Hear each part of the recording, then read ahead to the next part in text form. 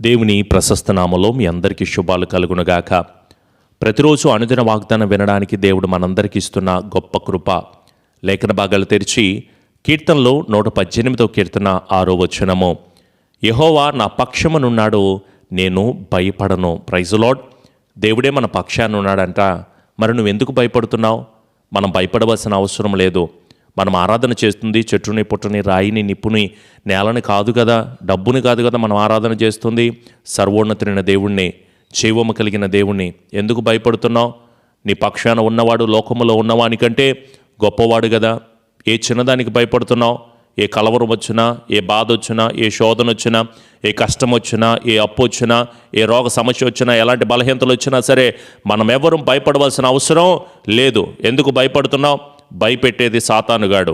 నీకు భయాన్ని కలుగు చేసి అపవాది నీ బ్రతుకింతే, నీ జీవితం ఇంతే, నీ స్థితిగతులు ఇంతే, నువ్వు ముందుకు సాగలేవు, నీ జీవితం అయిపోయింది అని నిన్ను అనేక రకాలుగా కలవరపరుస్తూ ఉంటాడు. కానీ మన పక్షాన ఉన్నవాడు ఉన్నతమైన దేవుడై ఉంటున్నాడు. సర్వశక్తిమంతుడే మనతో మాట్లాడుతున్నాడు. నేను నీ పక్షాన ఉన్నానో, నువ్వేం భయపడవలసిన అవసరం లేదు. బాధపడుతున్నావేమో, దిగులు పడుతున్నావేమో, కృంగిన స్థితిలో ఉంటున్నావేమో, ప్రయాసపడి భారం మోస్తున్న సమస్త జనులారా మీరు నా యొద్దకు రండి, నేను మీకు విశ్రాంతిని కలుగు చేస్తానంటున్నాడు. ఆయన మన పక్షాన ఉంటే మనం కలవరపడాల్సిన అవసరం లేదు.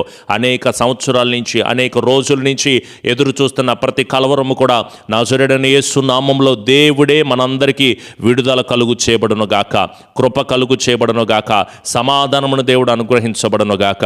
38 సంవత్సరాల నుంచి కోనేటి దగ్గర ఒక రోగి పడున్నాడండి. దేవుడు బాగు చేయలేదా? యాయిరు కుమార్తెను దేవుడు బ్రతికించలేదా? నాయిన విధవరాలు కుమారుని దేవుడు బ్రతికించలేదా? ఇలా అనేక మందిని దేవుడు బ్రతికించాడో, కృప చూపించాడో, కాపుదల దయచేశాడో, సమాధానాన్ని అనుగ్రహించాడో. ఇప్పుడు దాకా నువ్వు ఎంతగానో బాధపడుతున్నావేమో, నీవు పాపివి కాదు, పరిశుద్ధంగా మార్చబడ్డావు. ఎవరైతే క్రీస్తునందుంటారో వారు నూతనమైన సృష్టిగా ఉన్నారు కదా. పాతవి గతించిపోయినవి, సమస్తమును కూడా క్రొత్తవైనవి కదా. మరెందుకు కలవరపడుతున్నావు? ఎందుకు భయపడుతున్నావు? నువ్వు పాపివైతే భయపడాలి. కానీ మనం నీతిగా బ్రతుకుతున్నాము, న్యాయముగా బ్రతుకుతున్నాము, అక్రమము చేయట్లేదు, అన్యాయమైన జీవితాన్ని అనుసరించట్లేదు. నువ్వెందుకు భయపడాలి? ఈ లోకంలో డబ్బు లేదనో, పేరు లేదనో, ఆస్తి లేదనో, నన్ను చులకనగా చూస్తున్నారనో, ఈ చిన్న చిన్న విషయాలకి ఏమాత్రం భయపడిపోబాక. దేవుడు మన పక్షాన ఉన్నాడు. ఇది చాలా మనకు ధైర్యం ఇస్తుంది. మన వెనక ఉన్నవాడు మనల్ని నడిపించగలిగిన నాయకుడు, మన ముందు నడిపిస్తున్న దేవుడు, ఎర్ర సముద్రం 2 పాయలుగా చేయగలిగిన వాడు, మన కష్టాన్ని దీవెనగా మార్చగలిగిన వాడు, మన కన్నిటిని ఆనందంగా మార్చగలిగిన వాడు, మన శ్రమను ఆశీర్వాదకరంగా మార్చగలిగిన వాడు. నువ్వు బాధలతో కన్నీరు గారుస్తూ వేదన చెందుతూ కృంగిపోయిన స్థితిలో ఉంటున్నావు కదా. నీకెవరు తోడుంటారు, ఎవరు సహాయం చేస్తారని ఎంతగానో బాధపడుతూ భయపడుతున్నావు కదా. అక్క, చెల్లి, తమ్ముడు, మనం భయపడవలసిన అవసరం ఏమాత్రం కూడా లేదు. మన పక్షాన ఉన్నవాడు దేవుడే కదా. మీరు భయపడొద్దని చెప్తా ఉండంటే, ఒకవేళ నేను ధైర్యం చెప్తున్నాను అనుకోండి, నేను కూడా భయపడవచ్చు. కానీ సర్వోన్నతుడైన దేవుడే మనకు ధైర్యం చెప్తున్నాడు. దేనికి భయపడబాక, ఎలాంటి విషయాలకి భయపడబాక, భక్తిని అనుసరించు, శ్రద్ధగా ఉండు, జాబ్ కోసం ప్రార్థన చేయి, వివాహం కోసం ప్రార్థన చేయి, గర్భఫలం కోసం దేవుని సన్నిధిలో మొరపెట్టు, సీటు కోసం, అలాగే కుటుంబ సమస్యలతో, కోడలతో, అల్లుడితో, బంధువులతో, స్నేహితులతో, కొడుకు కూతురులతో కూడా ఎంతగానో బాధపడుతున్నావు కదా. అక్రమ సంబంధాల గురించి, కోర్టు కేసుల గురించి, విదేశాల్లో ఉండి ఎంతగానో బాధపడుతూ శ్రమను అనుభవిస్తూ ఉంటున్నావు కదా. దేవుడు నీకు మంచి విడుదల దయచేస్తాడు. నీకు దేవుడు మంచి స్వస్థతను అనుగ్రహిస్తాడు. నీ అరికాలు మొదలుకొని నన్నెత్తి వరకు కూడా బలమునిచ్చి, శక్తినిచ్చి, కృపచూపగలిగింది దేవుడే. స్వస్థపరిచే యెహోవాను నేనే అని మాట్లాడుతున్నాడు కదా. నువ్వెందుకు భయపడుతున్నావు? నిన్ను ఆశీర్వదిస్తాడు. ఏ విషయాలకి భయపడవలసిన అవసరం లేదో.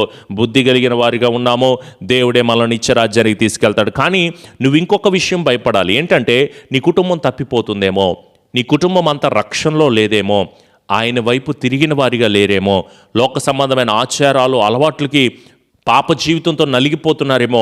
ఒక్కసారి బిడ్డల గురించి భయపడి ప్రార్థన చేయాల్సిన అవసరం ఉంది. ఈ చిన్న చిన్న విషయాలకు భయపడపాకండి. కానీ నీ కుటుంబానికి రక్షణ లేకపోతే అంతకంటే భయానకమైన పరిస్థితి లేదు. ఒకడు లోకమంతటిని సంపాదించుకొని తన ప్రాణాన్ని పోగొట్టుకున్నాడు అనుకోండి, ఏమైనా ఉపయోగం ఉన్నదా?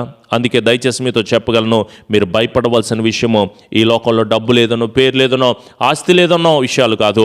అయ్యో, నా కుటుంబానికి రక్షణ లేదే, నా కుటుంబానికి నెమ్మది లేదే, నా కుటుంబానికి సమాధానం లేదే, అయ్యో దేవుని రాకడ వస్తే ఏమైపోతానో అనే ఆలోచనతో దేవుని దగ్గర మొరపెట్టి ప్రార్థన చేయండి. మీ దుఃఖాన్ని దేవుడే మారుస్తాడు. మీ కష్టాన్ని మీరు మంచి ప్రవర్తన కలిగి జీవించండి, మంచి పరివర్తన కలిగిన జీవితాన్ని, మంచి నడవడిక కలిగి నీతిగా నీవు ఉండు. పాట పాడుతున్నావు కానీ నీవు సరైన క్రమంలో లేవు, ప్రార్థన చేస్తున్నావు కానీ నీ వేషధారణగా మార్చుకోలేదు, వాక్యమైతే ఉంది కానీ నడవడిక లేదు, సాక్ష్యమైతే ఉంది కానీ నీతిగా బ్రతకలేని స్థితిలో ఉంటున్నావు. అసలు నువ్వు మారు మనసు పొందావా?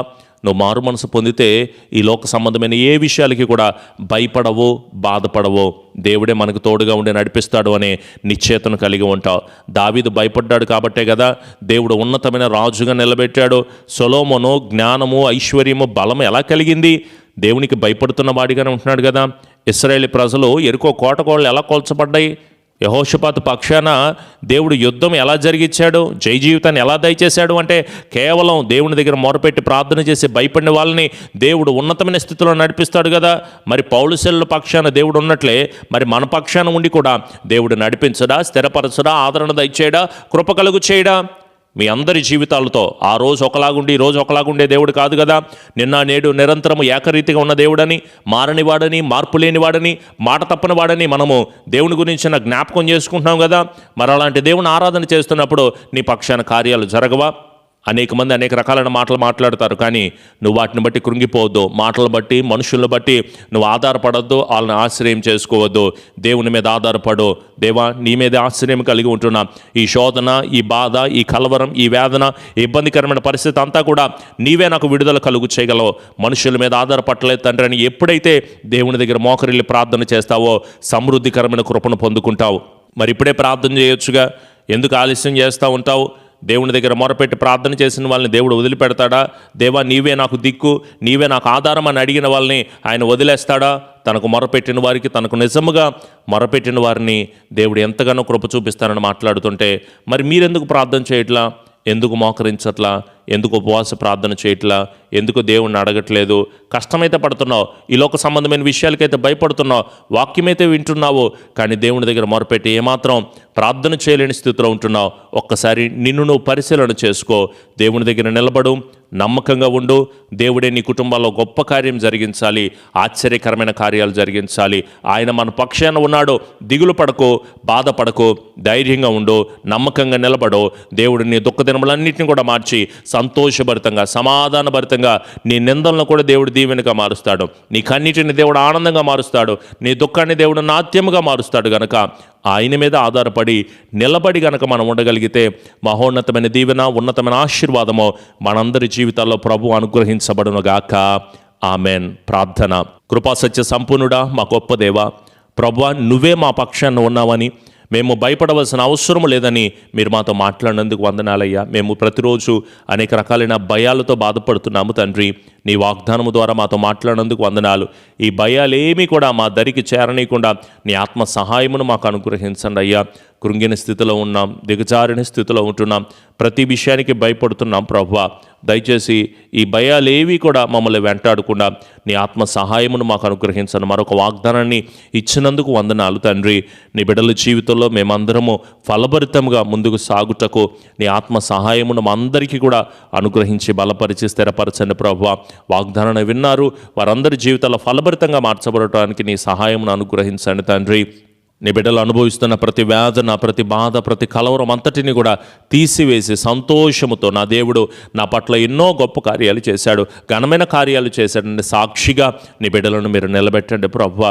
జీవము కలిగిన దేవా, కృపాసత్య సంపూర్ణుడా, ఆశ్చర్యకరుడా, మేలుల చేత కృపచేత నీ బిడ్డలందరినీ కూడా నడిపించి స్థిరపరిచి ఆదరణ దయచేయమని దేవా. మమ్ములను భయము వెంటాడుతుంది ప్రభువా. అలాంటి భయాలు ఏవి కూడా మా దరి చేరనీయకుండా నీ ఆత్మకృప మా అందరికీ కూడా కలుగు చేసి స్థిరపరిచి దీవించమని మా ప్రియ రక్షకుడైన యేసు నామములో అడుగుచున్నాము తండ్రి. ఆమెన్. మన తండ్రి అయిన దీవెన, కుమారుని యొక్క కృప, పరిశుద్ధాత్మని యొక్క అన్యోన్య సహవాసపు సన్నిధి ఎల్లకాలము దేవుని ఆత్మ బిడ్డలకు, కుటుంబాలకు తోడయ్యండి. మందిర నిర్మాణాల విషయంలో నీ సహాయమును, నీ కృపను అనుగ్రహించి స్థిరపరచబడును గాక. ఆమెన్. యేసు రక్తమే జయం, సెలవు రక్తమే జయం. ప్రభు యేసు నామములో సంపూర్ణ జయము, అపవాది క్రియలకు అనంత నాశనమును కలుగునుగాక. ఆమెన్. మీ అందరికీ కూడా ప్రభు పేరిట ప్రత్యేకమైన వందనాలు. ప్రతిరోజు ఉదయం 6 గంటల నుంచి 7 గంటల వరకు లైవ్ ఆరాధన ఉంటుంది. తప్పకుండా ఏకీభవించండి. అలాగే మీ ప్రార్థన అవసరతలు తెలియచేయండి. వాటన్నిటి విషయమే ప్రార్థన చేస్తాము. అలాగే చాలామందికి నోటిఫికేషన్స్ రావట్లేదు అంటున్నారు. సబ్స్క్రైబ్ చేసుకోండి. అలాగే బెల్ ఐకాన్ క్లిక్ చేయడం వల్ల మనం ఎప్పుడు వాక్యాలు పెడుతున్నా మీకు నోటిఫికేషన్ కింద వస్తాయి. తప్పక ప్రార్థనలో ఏకీభవించండి. అలాగే డిస్ప్లే మీద కనిపిస్తున్న ఫోన్ నెంబర్కి మీ ప్రార్థన అవసరతలు తెలియచేయండి. IMO అలాగే వాట్సాప్, వైబర్ ఇవన్నీ కనెక్ట్ అవుతాయి. మీ ప్రార్థన అవసరతలు తెలియచేయండి. వాటి గురించి అందరం నిరంతరం కూడా కలిసి ప్రార్థన చేద్దాం. మీ దుఃఖదనములన్నీ కూడా పోయి దేవుడు మిమ్మల్ని సంతోషంగా మార్చి మరొక వాగ్దానం వినేంత వరకు దేవుడు కృప దయచేయబడును గాక. Amen. Praise Lord. God bless you all.